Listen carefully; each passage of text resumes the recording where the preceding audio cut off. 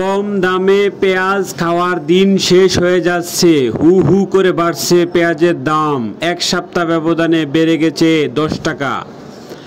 আজ শ্যামবাজার পাইকারি বাজারে কত করে বিক্রয় হচ্ছে পেঁয়াজ তাই আপনাদের জানাবো।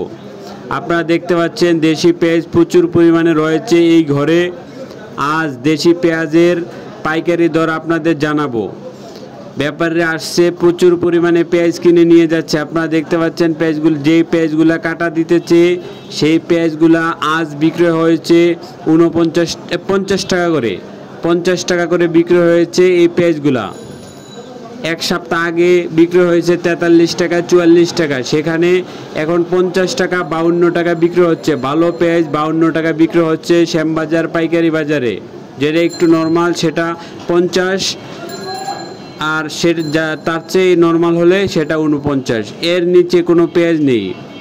সব বেশি পেঁয়াজই 50 টাকা 52 টাকা করে বিক্রি হচ্ছে শ্যামবাজার।